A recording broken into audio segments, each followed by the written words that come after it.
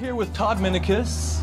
For those of you who don't know, Todd turned professional in 1980. He has more than 121 Grand Prix wins, 5 FEI World Cup show jumping finals. You've been on over 20 Nations Cup teams. You're also the former USEF Horseman of the Year award recipient. Todd, Very proud of that. Yeah, that's an illustrious career. Yes. What do you want to accomplish that you haven't already done so? I've won a lot of stuff, and for sure I've really enjoyed my career and had some great success. But for me, I need one championship result, whether it's an Olympics or a World Cup final or a World Championship. Personally, I would like to get a top 3 placing, a medal or something like that. That would really be the topper of my career, and hopefully within the next couple of years we can somehow achieve that. Sure. So you told me your first horse was given to you at the age of 1. Yeah, my grandfather was a horse enthusiast or horse crazy, whatever you want to call it, and he bought me a pony for my first birthday, and they hauled it home in the back of a station wagon, and I remember them telling stories about people would pass them and pull over on the side of the road and let them pass them so I could pass them again to see the pony in the back of the 1963 station wagon. So that was quite a few years ago. I bet. You don't often see horses and cars these days. So, I mean, how did you transition into jumping?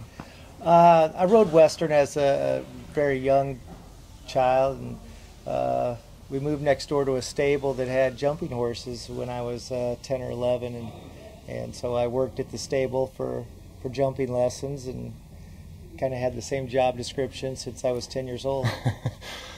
Looking back, Todd, who were some of those earlier mentors? In other words, who was pushing you back then? For sure, Mrs. Holt, which was my first ride instructor, my first jumping instructor, and she was a great horsewoman, and she really was influential on everything about the horsemanship and dedication, and you only get what you only get out of what you put in, and she was really she was kind of a slave driver, to tell you the truth. I mean, at 10 years old, she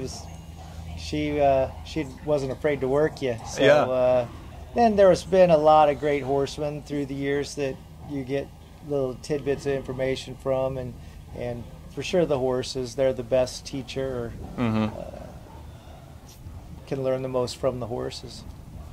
So you've been in the competition, you've been in the sport for decades now. Yeah. How has the level of competition changed over the years?